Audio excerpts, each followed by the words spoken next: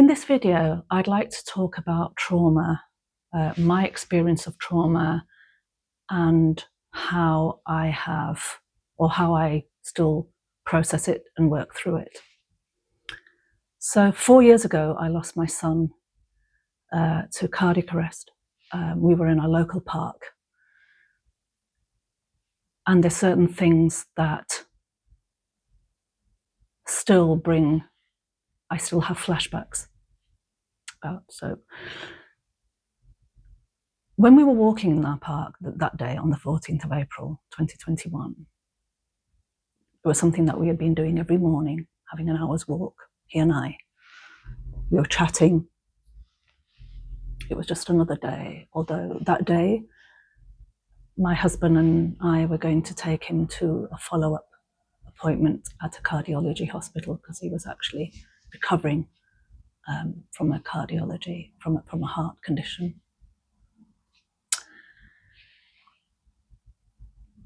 So about 20 minutes into our walk, he suddenly stopped and said, "Mum, I'm having some kind of dizzy spell." I said, sit down quickly. His weight gave way in my arms. He was 6'2" and possibly almost double my weight. That feeling for me of not being able to control this situation, feeling out of control, it was out of my control, had a massive impact on me. So the physical feeling of him falling onto me and his weight giving way and the pressure that put on my back, my lower legs, my feet, and as I went into almost like feeling as if I was going, almost like sinking into the ground, although I wasn't. It felt as if I was. And the fact that we both fell to the ground and I tried to cushion his blow and wasn't really that successful in that, had a huge impact on me. I kept on feeling that again and again and again and again.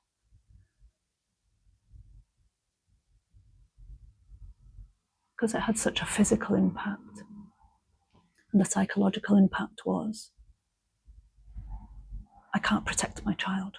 I can't protect my child. I need to protect him. I need to protect my baby. That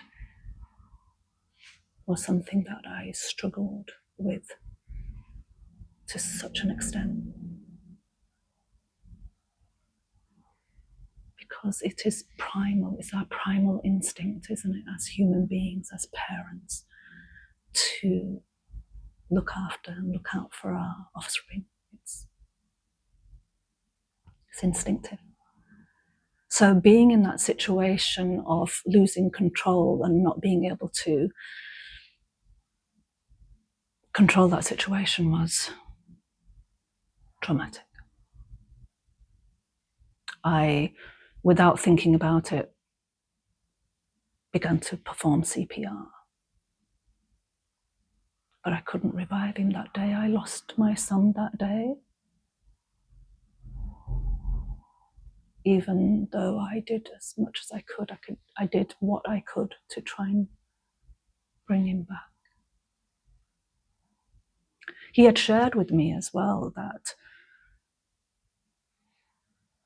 when we sat and talked about, because he had this heart condition, where this might lead. And he had shared with me that, I don't want surgery, Mummy. I don't want them to intervene. I don't want that. I don't want continuous visits to the hospital and being in and out of hospital. I don't want that label of, there's the guy with the heart condition. He didn't want that. He didn't want that.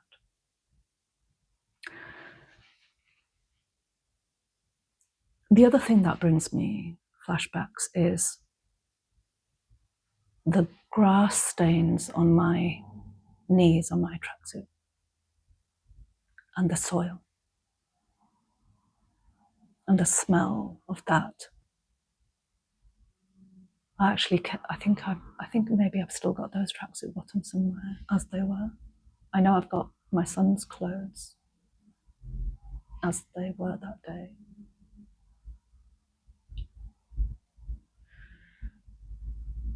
But the smell of soil and grass used to have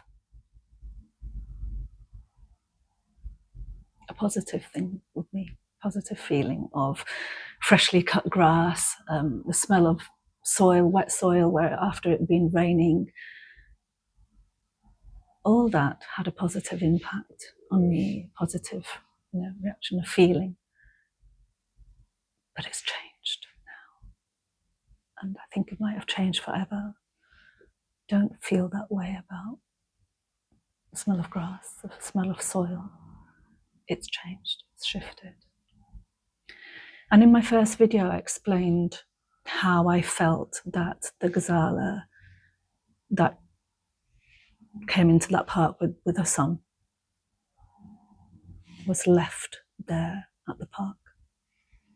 And the person that had come back home without her son was somebody else. I explained that I had this out-of-body experience. I'd come out of myself. I was looking at myself. I didn't recognize who I was, so I disconnected. So dissociation and depersonalization was what was happening.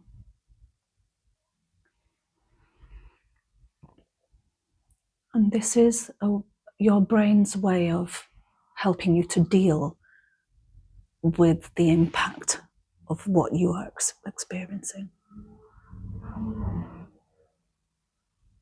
The other thing that I felt, and I've talked about in my previous video, is that disconnection to the world. So, derealization, a disconnection.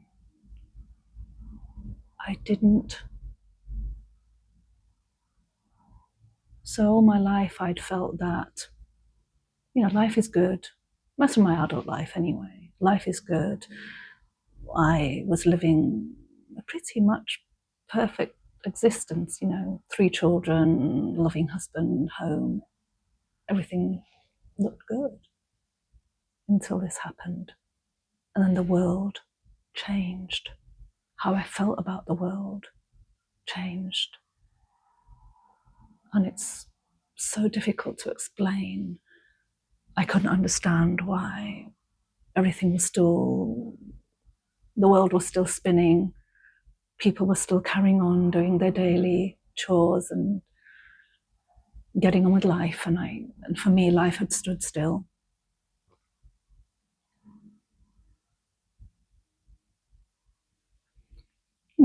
If you think about dissociation, there's milder versions of that as well. For example, you could be engrossed in a book. You could be reading a book and be completely engrossed in the storyline and the characters, and you've entered that world. And with you entering that world and being so engrossed in it, you can actually disconnect with the world around you, with your life around you. But that's usually temporary. It's something that's short-lived, but it is a form of dissociation. Okay. But when it comes to what I was experiencing, it was on obviously a much, much larger scale. And it was probably something that I was experiencing for a good 6 to 8 months after losing my son. So it's something that, can go on and on. Trauma is something that we used to, I think, once upon a time relate to, associate it with people that have experienced being in the army or being in the armed forces or lived through wars, perhaps, but we do now know that trauma is something that so many of us can experience in so many different ways. And this is how some of those things impacted me. I also, trauma is something that you can sort of take on secondhand, if you like, from somebody else. And I also experienced that. Because my son shared with me things that he was feeling. Once he had come home, because he came home after a month in the hospital where we couldn't visit him, he eventually came home. This was December 2020, and he was with us for December, January, February, March, and it was in the middle of March that he sadly passed. So we had that time with him, and he shared quite a lot with me. There was a couple of things that we talked about, which I took on his trauma too. One of those things was there was a time when they had to put a line, and they call it a line, from the main sort of artery in your neck down to your heart, and then a line from your groin to your heart. And I don't know, because I'm not a medical professional, so I don't know much more about that, and I frankly don't want to know anything more about that because it's too painful to think about. So they had to do this procedure one day while he was in hospital, and the way we thought that it was best for us to, get my son through this was to prop his phone somewhere near his face where he could see us, and we'd be on video call with him, talking to him, comforting him, and being there for him the best way we possibly could, and that was via video call. It was so difficult because I felt as if I was almost feeling everything he was feeling. And then when he had come home and he was talking about this experience again, it's something that I carry. It's something that I have flashbacks with, and it's not something that I've actually shared with anybody else, because there was conversations that he and I had in his bedroom once he had come home from hospital, things that he shared with me that I didn't share with anyone else in the family because I just felt that it'd be too painful for them. And therefore, possibly wasn't a good thing for me because I don't think I shared it with anyone. And this might be the first time I'm doing that. But that vulnerability that he was showing to me in the bedroom when we were together talking through that wasn't a vulnerability that he showed there at the hospital. Again, that thing about being, a man, and because he was 6'2" and he was very well built because he, going to the gym, etc. So he had quite a presence about him.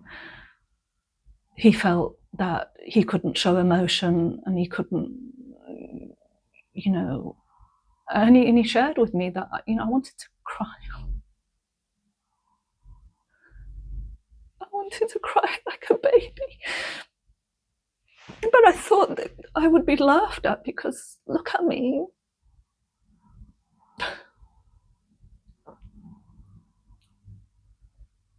And so he said that I just got on with it.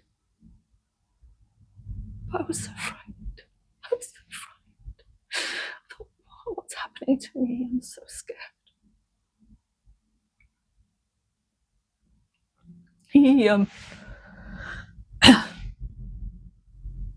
There was another time that he shared with me, and that was they moved him into the ICU. And the reason why they did that, they told us as well, was so that they could, because they had the equipment there to, not that there's any risk as such, ultimate risk. They reassured us about that, but they said that we're moving him to the ICU for 1 or 2 days, so that they could be very quick on reading his measuring his rate, and there's a term to that which isn't his his heart, and so they can monitor him closely. So he was in ICU, again, video calls and etc. etc.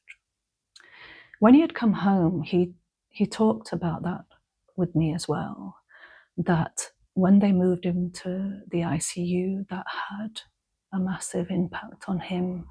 He felt that, maybe something was happening and they weren't sharing and they weren't, telling him everything.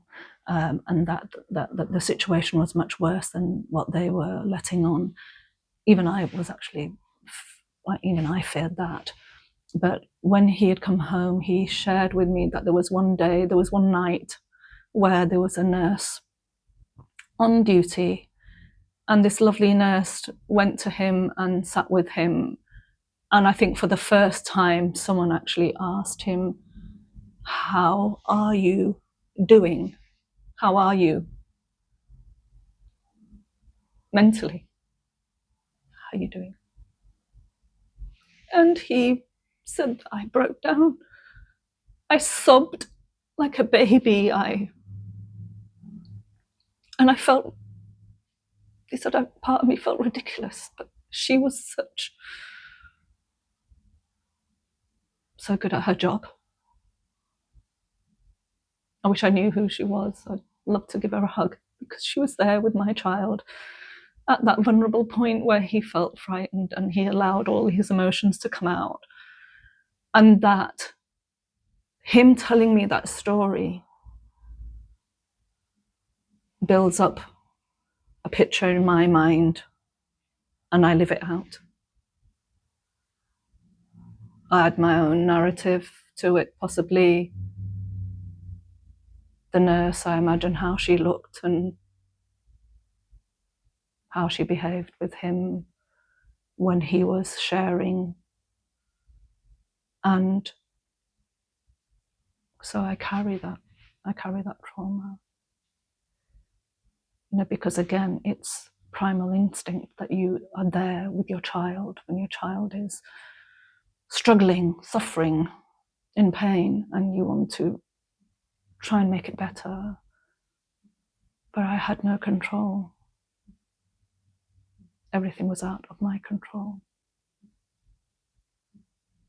So trauma is something that's quite complex. If you are experiencing anything that I've sort of expressed, then I feel that with time, the intensity of those flashbacks, for me, have reduced. I mean, me talking about it like this now brings it all back, very, very sort of, very, in a very impactful sort of way. But when I go through my day-to-day life and I have flashbacks, it's usually less frequent and less intrusive.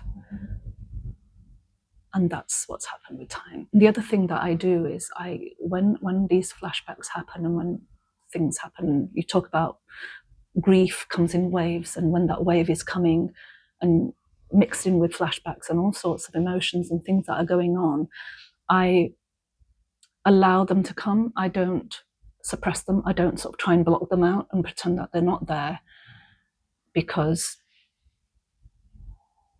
feeling is healing, as David Kasler says, and thinking that he knows what he's talking about.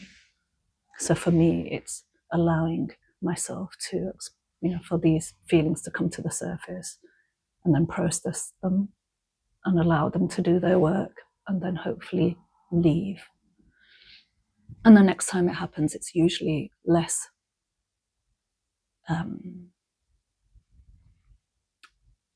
intrusive. And that's how I deal with it. So again, if you're experiencing anything that I've expressed, reach out. Don't suffer or struggle in silence. Don't push it away and pretend and try and block it out. It's not good for you, because you're just going to suppress these feelings and then you could find that one day, you just all comes out. So I think it's, again, if you feel that this video has been of any use to anybody that that might be experiencing what I've explained, please share this video, please like, comment, subscribe, and look out for my next video where I'm going to be talking about the different stages of grief and what that means to me, and why some of it makes sense and some of it doesn't. I mean, there's 5 stages of grief that I'll share that in my next video. Otherwise, thank you so much for listening. It means the world to me. Thank you.